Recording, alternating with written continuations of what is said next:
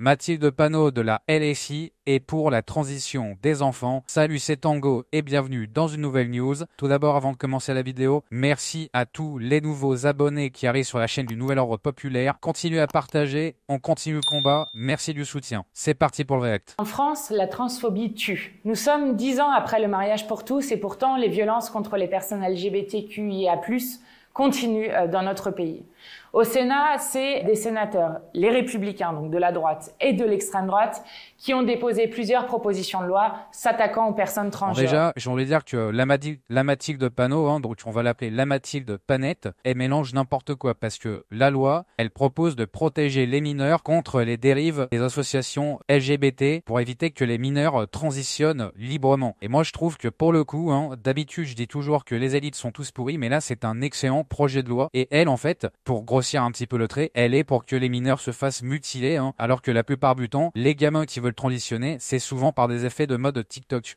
Mais c'est aussi au gouvernement, 7 personnes qui ont été nommées dans le gouvernement Attal, qui étaient pro-manif pour tous, donc contre le mariage pour tous, jusqu'à Aurore Bergé, ministre de la lutte contre les discriminations, qui a reçu récemment 2 autrices qui sont des militantes d'extrême droite. Donc là, vous pouvez voir que c'est Dora Motou et Marguerite Stern, qui étaient d'anciennes militantes féministes, qui sont devenues des femélistes, c'est le nouveau terme, et du coup qui ont fait un livre qui s'appelle Transmania, qui parle de la mode de la transsexualité et surtout des dérives chez les mineurs et chez les jeunes qui sont de plus en plus nombreux à vouloir transitionner. Et comme on le dit toujours, il faut protéger l'innocence. Et là, en fait, moi j'ai juste l'impression que c'est juste un effet de mode, en fait, cette histoire. Et elles ont raison de faire ce bouquin. Mais évidemment, là, donc, elle les taxe d'extrême droite, alors que c'est totalement faux. Je rappelle que la transphobie n'est pas une opinion, c'est un délit dans notre pays et que oui, en fait, j'ai envie de dire que, alors peut-être que la transphobie est un délit dans notre pays, mais mutiler des mineurs, c'est aussi un délit.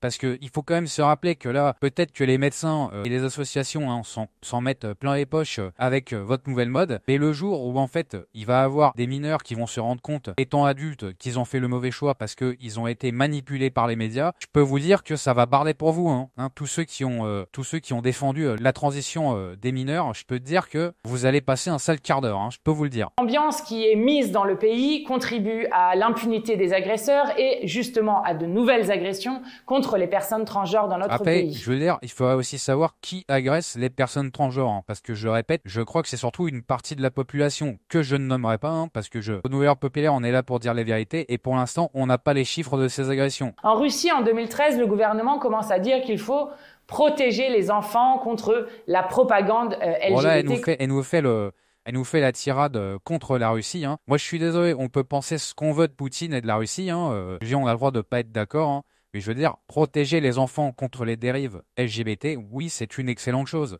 Évidemment qu'il faut protéger l'innocence, évidemment qu'il faut protéger nos petites têtes blondes qui sont les premiers à tomber dans le panneau de ce genre de dérive. Eh bien, de cette campagne-là en 2013, aujourd'hui, vous avez des organisations LGBT qui sont considérées comme des organisations terroristes. Alors, moi, je vais poser la question, je ne sais pas si vous êtes d'accord en commentaire. Des associations LGBT qui promeuvent le fait que les mineurs puissent se mutiler le sexe, prendre des hormones pour se gâcher la vie, pour moi, j'ai presque envie de dire, et je le mets entre guillemets, attention YouTube, me strikez pas, que oui, on pourrait définir ça comme du terrorisme civilisationnel même, je dirais. Vous avez des personnes et des militantes LGBT qui sont en prison parce que LGBT, et vous avez des attaques très fortes, notamment au droit à l'avortement et aux droits des femmes. Voilà à quoi conduit cette attaque sur des droits qui ensuite sont l'ensemble des droits de tout un peuple qui sont derrière attaqués. Voilà, je veux dire, elle mélange tout. La France, en tout cas, la République française n'est pas aussi extrême que la Russie. Peut-être qu'elle devrait l'être. Moi, je pose juste les questions. Je suis pas là pour vous bousculer. Et je veux dire, là, elle mélange tout. C'est-à-dire qu'en fait, pour elle, juste protéger les mineurs des dérives transgenres et LGBT, ça serait en fait la porte ouverte à tout et n'importe quoi. Il faut arrêter de déconner quand même. Mathilde Panot, Mathilde Panette, je dirais, elle raconte vraiment n'importe quoi. Donc nous aussi, nous devons nous organiser et je vous invite notamment à signer la pétition Toutes des femmes et sa campagne Juge pas mon genre pour donner de la force justement pour le changement de sexe à l'état civil libre et gratuit. Alors en fait, j'ai envie de dire pourquoi la pétition s'appelle Toutes des femmes alors qu'en fait c'est les hommes qui veulent transitionner en femmes et des femmes qui veulent transitionner en hommes. Ça n'a complètement aucun sens.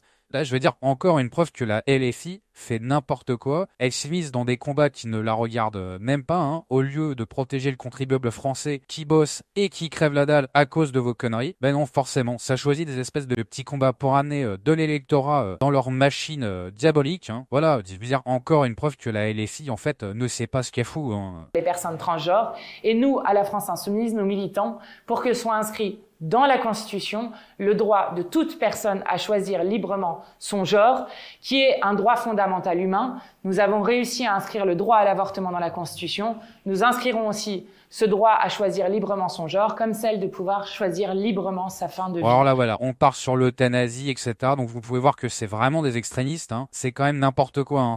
Là, ils sont en train de dire que c'est l'extrême droite, hein, qui est en train d'ouvrir la porte à toutes les dérives. Mais en fait, je veux dire, eux, ce n'est que le revers de la médaille, hein. Eux, c'est pareil, hein. C'est-à-dire que, ok, tout le monde, là, tous les gamins, en fait, ils peuvent se faire mutiler la zigounette ou la zézette, devenir des hommes, des femmes, des Pokémon, des hélicoptères de combat ou je ne sais quoi. Et ensuite, eh ben, écoutez, on pourra en fait euthanasier les gens pour un oui ou un non, hein. Non mais je veux dire, c'est eux aussi en fait ouvrent la porte à toutes les dérives civilisationnelles, hein. Il faut quand même l'imaginer. Je voulais terminer sur un dernier petit extrait, hein, d'une émission de C'est à vous, hein, qui date de 2021, où un jeune garçon qui est devenu Stella, donc qui est devenu un enfant transgenre, hein, est interviewé par les journalopes. Et vous allez voir en fait à quel point c'est terrible. Moi en tant que père de famille, évidemment, ça me touche que ce petit garçon soit victime du matraquage médiatique autour du changement de sexe. L'histoire de Stella, 8 ans, qui, quelques jours avant Noël, a reçu en guise de cadeau la nouvelle qu'elle attendait depuis longtemps, pouvoir porter le prénom dont elle rêvait. Une vraie. Putain, alors, en fait, franchement, là, c'est vrai que ça me rend fou. Imaginez l'ambiance le matin de Noël, hein. Je veux dire, bon, moi, je galère un petit peu, mais bon, le fiston, je lui ai offert une PS5, hein, en allant faire de l'intérim. Donc, alors, lui, il a chialé devant la PS5, il était trop content. Il a fait, oh putain, merci papa, je vais pouvoir jouer à mes conneries. Je suis aimé de rien, fiston. Et là, je veux dire, imaginez l'ambiance de Noël, hein. Le gamin qui s'habille en fille, qui reçoit en fait une lettre du gouvernement pouvant lui dire, ouais, ok, maintenant, tu t'appelles plus Corentin, tu t'appelles Stella, quoi. Puis alors, je veux dire, putain, le prénom féminin, quoi. Il pouvait pas choisir un truc dans le calendrier chrétien ou je sais pas quoi. Princesse.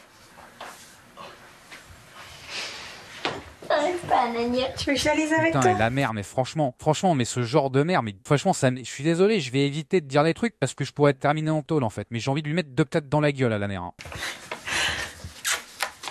Putain, elle est fière en fait. Je suis sûr qu'elle voulait, en fait, vous voyez qu'elle est une autre petite fille, hein, qui est une vraie fille. Et en fait, elle voulait 2 filles, elle voulait pas de garçon parce que je sais pas quoi, elle doit détester les hommes. Et elle a fait en sorte de lui matraquer la tête au pauvre gamin, quoi. Mais c'est vraiment horrible, hein.